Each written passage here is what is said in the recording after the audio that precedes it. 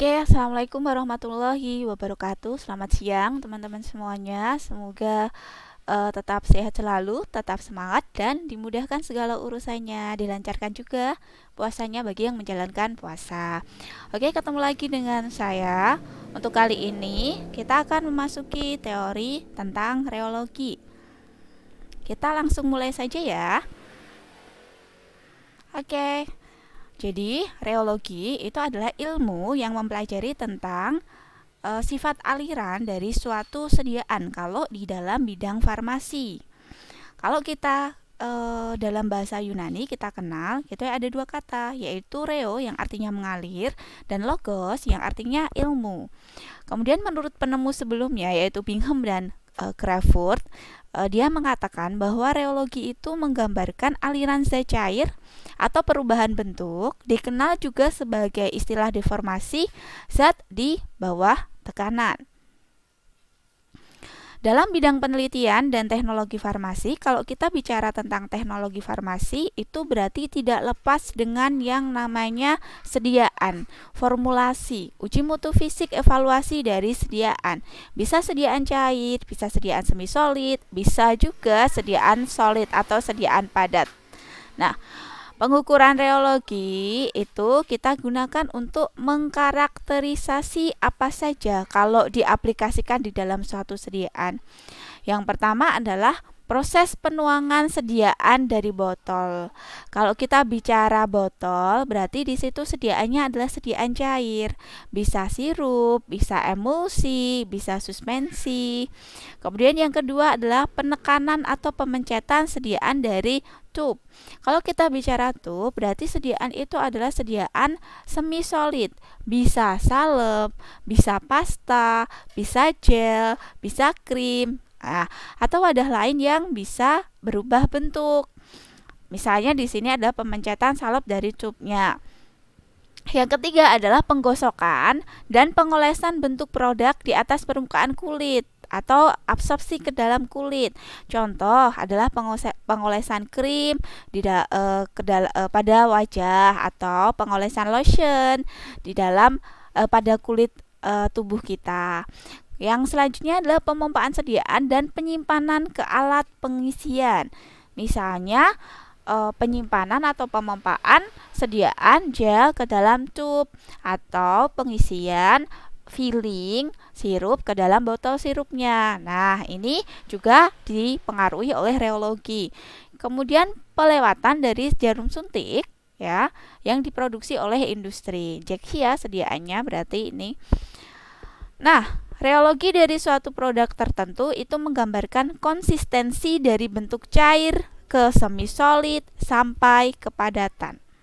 Di konsistensinya atau viskositasnya nanti kita akan belajar viskositas atau membahas konsistensi setelah ini. Dari bentuk cair ke semi solid sampai kepadatan. Nah, kenapa? Karena dapat mempengaruhi penerimaan bagi pasien.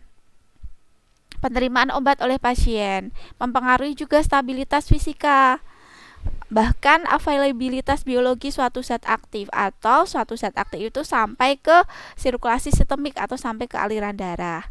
Kemudian terkait hal pembuatan dan pengepakan atau packaging produk, sifat reologi ini mempengaruhi pemilihan alat yang digunakan untuk proses produksi farmasi. Oke, teman-teman, kita masuk ke viskositas. Viskositas atau istilahnya dikenal dengan kekentalan. Nah, viskositas atau kekentalan yang rendah, suatu sediaan jika dia memiliki viskositas yang rendah atau kekentalan yang rendah, otomatis sediaan ini akan lebih encer. Kalau dia lebih encer, kalau kita alirkan, dia akan mengalir lebih cepat. Misalnya apa, teman-teman? Misalnya air. Ya, kalau suatu cairan itu viskositasnya lebih tinggi atau dia lebih kental, maka cairan-cairan tersebut akan susah mengalir.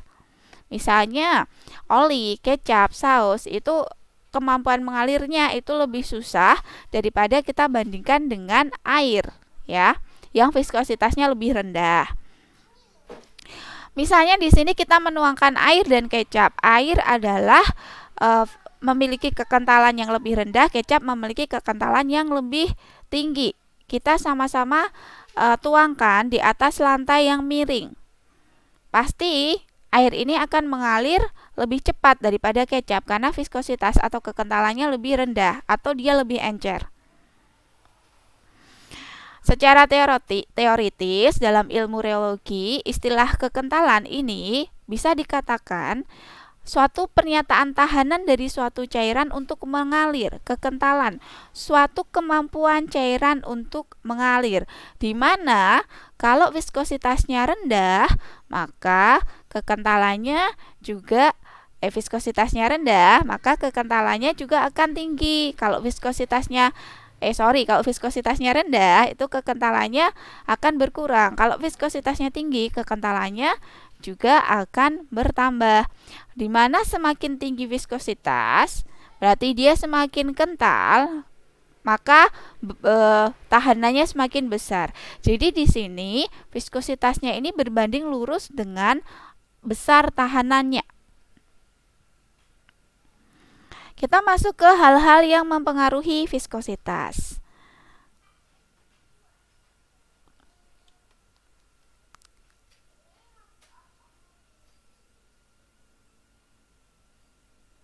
Hal-hal yang mempengaruhi viskositas yang pertama adalah suhu. Suhu ini sangat mempengaruhi tingkat viskositas. Semakin tinggi suhu suatu zat cair, akan kita bagi ya, suhu itu viskositas terhadap zat cair dan juga zat gas. Jadi kalau suhu terhadap zat cairnya semakin tinggi, maka viskositasnya akan berkurang atau kekentalannya akan berkurang. Kita contohkan apa? Kita contohkan adalah minyak. Kalau Anda menuang minyak sebelum dia digunakan untuk menggoreng, kekentalan dari minyak itu akan lebih tinggi. Tapi kalau dia sudah digunakan untuk menggoreng dan dia sudah terkena panas, minyak ini akan lebih cair atau viskositasnya berkurang. Sebaliknya, semakin tinggi suhu suatu zat gas, semakin kental zat gas tersebut. Kebalikannya dengan zat cair. Kemudian di sini Anda bisa perhatikan tabel yang ada di bawah ini. Suhu dari atas ke bawah itu semakin tinggi suhu, viskositasnya itu semakin rendah. Jadi suhu itu kalau kita bicara terkait viskositas air, suhu itu berbanding terbalik dengan viskositas dari airnya. Jadi semakin tinggi suhunya, viskositas dari air itu akan semakin rendah. Begitu pula kalau semakin rendah kekentalannya, suhunya itu akan semakin turun. Jadi viskositas dan juga suhu dari suatu zat cair itu berbanding terbalik.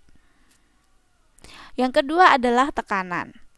Viskositas zat cair itu naik dengan naiknya tekanan. Jadi tekanan dengan viskositas itu berbanding lurus. Ya. Viskositas cairan naik, tekanan juga naik. Yang ketiga adalah penambahan bahan lain. Contoh, penambahan gula pasir itu meningkatkan viskositas air. Jelas ya, kekentalan dari air teh yang Anda tambahkan gula pasir dan air teh yang tidak Anda tambahkan gula pasir itu pasti akan berbeda. Kekentalannya akan lebih tinggi air yang Anda tambahkan gula pasir. Kemudian yang kedua, B, adanya bahan tambahan seperti suspending agent atau bahan pensuspensi itu juga bisa menaikkan viskositas air. Contohnya adalah natrium CMC, tragakan, bentonit, dan lain sebagainya yang dia difungsikan sebagai suspending agent dalam pembuatan suspensi. Yang ketiga adalah pada minyak ataupun gliserin. Kalau minyak ataupun gliserin ini kita tambahkan air, tentu saja gliserin ini akan lebih encer. Kalau dia encer, maka viskositas dari gliserin ini akan menurun. Kalau viskositasnya menurun, tadi waktu alirnya semakin cepat. Selanjutnya adalah berat molekul. Viskositas naik dengan adanya berat molekul. Bm tinggi, viskositasnya juga tinggi. Contohkan di sini, laju aliran alkoholnya cepat, kekentalan alkoholnya rendah. Jadi kalau laju alirannya cepat, otomatis viskositasnya juga rendah. Bedanya, larutan minyak laju alirannya lambat, viskositasnya juga tinggi karena dia lebih kental. Nah, viskositas ini akan naik jika ikatan rangkap semakin banyak. Ikatan rangkap atau gugus-gugus yang ada di situ itu semakin banyak, itu viskositasnya akan semakin tinggi. Karena adanya solut yang memiliki berat, ya, berat molekul tadi, sehingga dia memberi beban pada cairan. Jadi viskositasnya juga otomatis akan naik. Yang kelima adalah konsentrasi larutan. Viskositas berbanding lurus dengan konsentrasi larutan. Suatu larutan dengan konsentrasi tinggi atau larutan yang pekat itu biasanya akan memiliki viskositas yang tinggi pula daripada larutan yang tirang pekat. Karena konsentrasi larutan itu dia menyatakan banyaknya partikel zat yang terlarut tiap satuan volume. Berarti kalau konsentrasi larutan itu tinggi, kepekatan suatu larutan tinggi, itu dianalogikan bahwa partikel zat yang ada di dalam larutan tersebut juga lebih banyak. Nah, di sini dikatakan juga semakin banyak partikel yang terlarut, gesekan antara partikel yang ada di dalam suatu larutan, jadi antar partikel yang ada di dalam suatu larutan itu semakin tinggi karena partikelnya banyak. Kalau partikelnya banyak di dalam suatu larutan, maka gesekan antara partikelnya semakin tinggi dan viskositasnya juga semakin tinggi pula.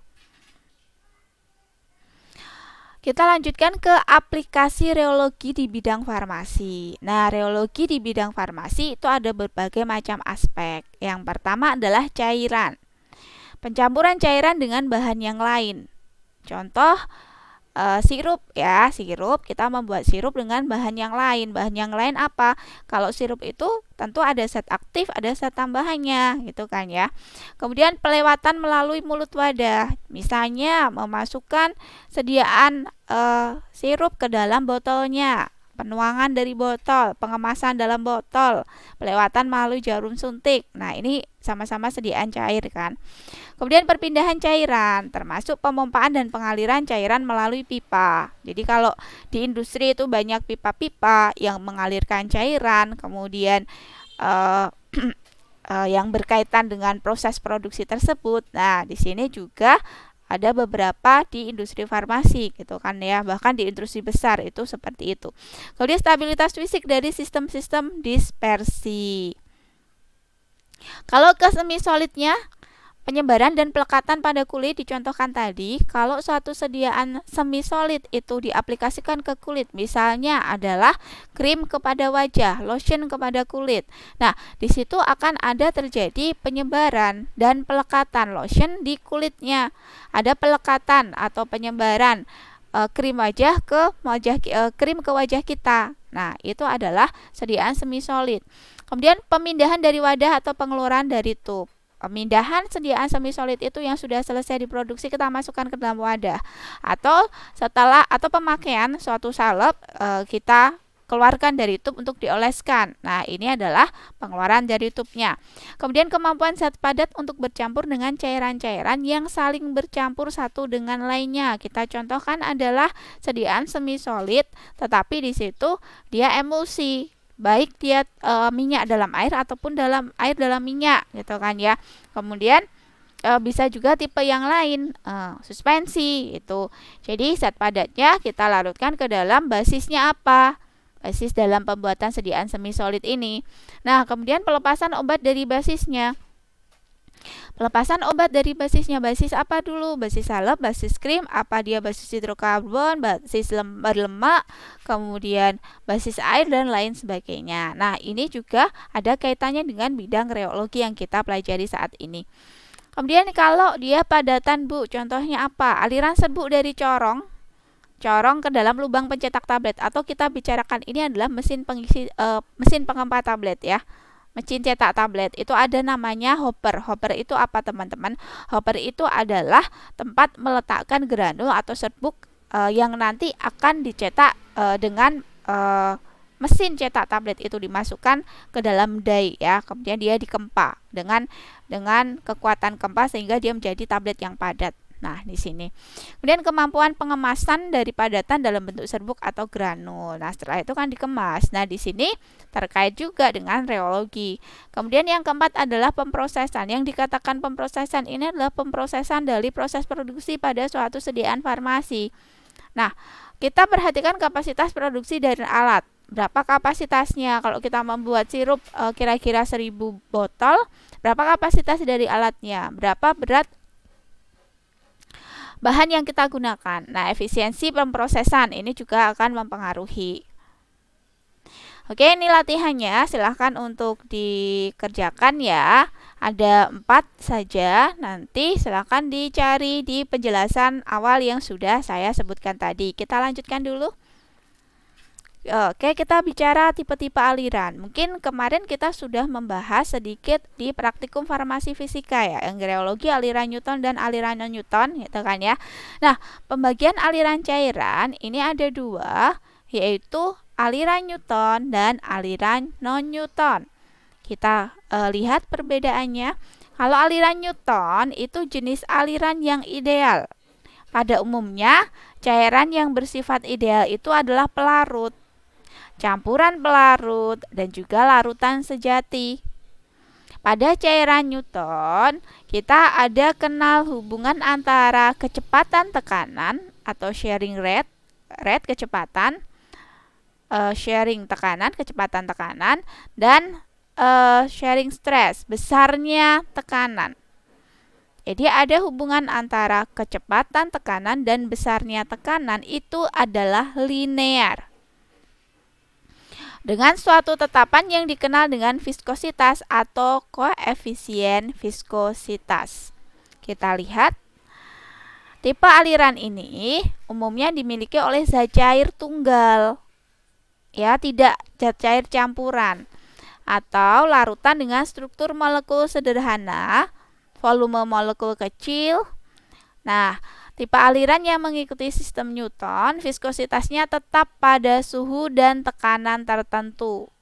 Tidak tergantung pada kecepatan geser, sehingga viskositasnya cukup ditentukan pada satu saja, kecepatan geser. Jadi nanti kita akan kenal kecepatan geser. Untuk tipe aliran Newton ini, viskositasnya tidak terlalu dipengaruhi oleh suhu dan tekanan tertentu, dan dia juga tidak dipengaruhi oleh kecepatan geser. Jadi viskositasnya hanya ditentukan satu, kecepatan geser. Tambahan sebentar. Jadi sharing rate atau rate of shear itu kecepatan tekanan. Dalam hal ini contohnya kecepatan dalam mengocok botol. Kalau kita mengocok botol, semakin cepat kecepatan mengocok botol, itu tekanan yang kita berikan pada zat cair yang ada di dalam botol itu semakin besar. Nah, kemudian sharing stress, besarnya tekanan. Contohnya kekuatan mengocok dan kekuatan memencet tube. Nah, jadi ada tekanan. Saat kita memencet tube itu kita ada tekanan supaya semi solid atau sediaan yang ada di dalam tube itu bisa keluar. Itu dinamakan besarnya tekanan. Tekanan yang diberikan supaya sediaan itu keluar. Kalau kecepatan tekanan, ritme atau kecepatan yang diberikan untuk sehingga dia juga menimbulkan tekanan. Itu ya, harus bisa membedakan. Dengan kata lain bahwa pada aliran Newton tidak membutuhkan tekanan atau tidak membutuhkan energi untuk bisa mengalir. Ya, aliran Newton tidak membutuhkan energi untuk bisa mengalir karena akan mengalir dengan sendirinya mengikuti gaya gravitasi, sehingga kekentalan zatnya tidak berubah. Contoh pada air yang mengalir, tidak ada tekanan, tidak ada energi, ya sudah air dapat mengalir, terutama pada daerah yang miring, gitu kan ya. Air kita tuangkan saja ke lantai itu dia akan mengalir, apalagi daerahnya miring, dia akan mengalir dengan cepat. Nah, air ini termasuk ke dalam tipe aliran Newton. Dia tidak membutuhkan energi tapi dipengaruhi oleh adanya gaya gravitasi. Oke, kita masuk ke rumus sebentar. Jadi ini adalah gambaran kekuatan sharing force gitu kan ya. Dimana ini adalah viskositasnya, F per A adalah gaya persatuan luas, Herring stress atau besarnya tekanan. Kemudian dF per dR ini adalah kecepatan dari tekanan. dV-nya adalah perbedaan kecepatan antara dua bidang. dR-nya jarak antara dua bidang. Satuannya adalah centipoise. Nah, rumusnya F dV per A dR.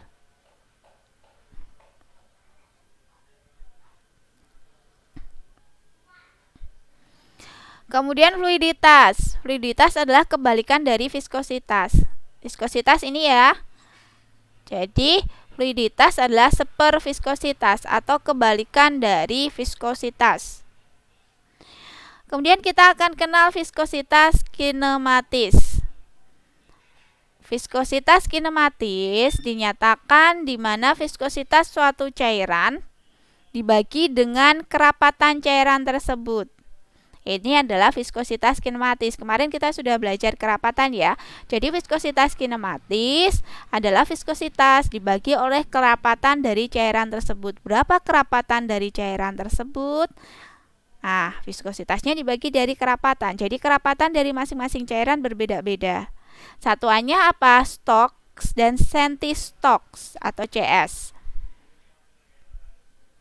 Nah, nanti coba coba soalnya ya, dicoba dulu. Jadi dengan menggunakan viskositas Ostwald diperoleh viskositasnya ini, centipoise satuannya, suhunya ini. Kerapatan aseton berarti di sini adalah kerapatannya 25 derajat Celcius. Ini.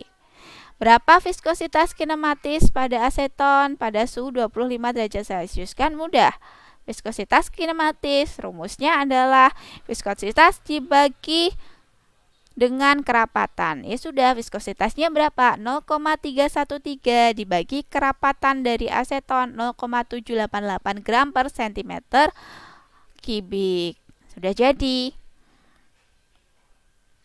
Jadi pada tipe aliran Newton ini adalah kebalikan dari aliran Newton, di mana aliran ini kalau aliran sebelumnya itu tidak dipengaruhi oleh tekanan ya, tidak dipengaruhi oleh energi.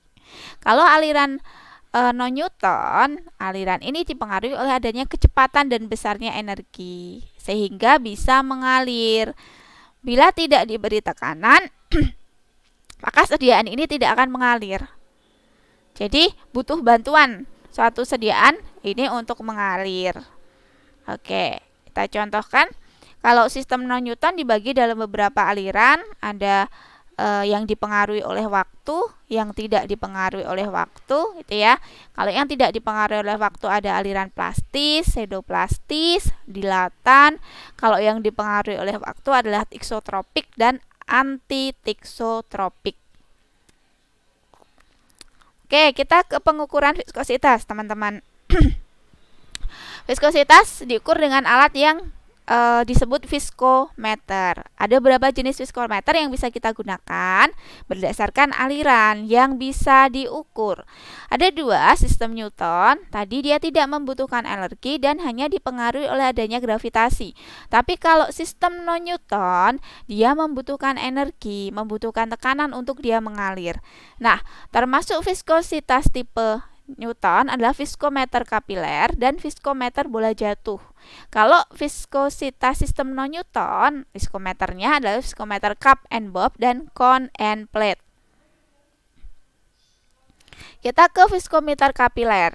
Nah, viskometer kapiler untuk mengukur viskositas cairan Newton yang dipengaruhi oleh adanya gaya gravitasi dan tidak membutuhkan energi. Ya, prinsipnya adalah viskositas cairan Newton dapat ditentukan dengan mengukur waktu yang dibutuhkan oleh cairan tersebut untuk lewat di antara dua tanda ketika cairan mengalir akibat gravitasi melalui suatu tabung kapiler atau vertikal. Nah, ini contohnya viskometer Ostwald ya nanti di sini. Nah, di sini viskometer yang kita gunakan adalah viskometer Ostwald. Jadi, kemarin sudah ya, cairan kita masukkan ke sini. Nah, kemudian kita hisap supaya naik antara ini ya, antara dua lubang A dan B kalau kemarin di praktikum gitu kan. Kemudian kita tunggu sampai cairan itu turun, dipengaruhi gaya gravitasi ya. Sudah sampai sini, sampai cairan turun ke sini, kita tandai berapa waktu yang dibutuhkan. Nah, ini adalah viskometer Oswald. Saya rasa Anda sudah paham. Nah, persamaan yang digunakan menggunakan alat viskometer Oswald untuk mengukur sistem Newton ya, itu adalah viskositas cairan uji. Viskositas cairan yang diuji dibagi viskositas cairan yang sudah diketahui nilai viskositasnya. Kemarin kita hitung adalah viskositas dari air, sama dengan kerapatan dari cairan uji dikali waktu alir kedua cairan, waktu alir. Jadi T1 itu waktu alir cairan ujinya dibagi kerapatan dari air dikali waktu alir dari air. Nah, ini contoh, silakan dimasukkan. Gampang ini untuk mengerjakannya, silakan dikerjakan. Kemudian yang kedua adalah viskometer bola jatuh. Nah, kalau berdasarkan hukum Stokes pada kerapatan bola maksimum, itu terjadi keseimbangan. Sehingga gaya gesek sama dengan gaya berat dikurangi gaya Archimedes. Ini adalah prinsip viskometer bola jatuh. Nah, prinsip kerjanya, bola itu kita gelindingkan. Bolanya terbuat dari kaca. Kemudian digelindingkan melalui tabung gelas. Tabung gelasnya hampir vertikal yang berisi zat cair yang diselidiki atau zat cair yang kita teliti. Jadi bolanya kita masukkan melalui tabung gelas yang hampir vertikal, di mana tabung gelasnya itu berisi zat cair yang akan kita ukur viskositasnya. Nah, jenis viskometer dengan prinsip ini yaitu viskometer Hopler. Sampel dan bola ditempatkan dalam tabung gelas dan dibiarkan mencapai temperatur keseimbangan dengan air yang berada dalam jaket di sekeliling tabung tersebut.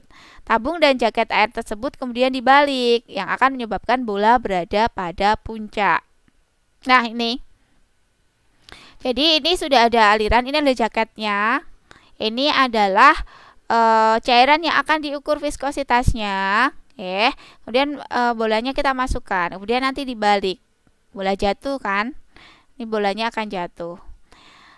Nah, persamaan yang digunakan dalam viskometer Hopler di sini adalah viskositas diukurnya waktu internal atau detik bola itu jatuh atau dia sampai turun setelah dibalik per bobot jenis bola pada suhunya berapa, suhu percobaan, dikurangi bobot jenis cairan pada suhu percobaan, cairannya adalah air, B adalah tetapan bola.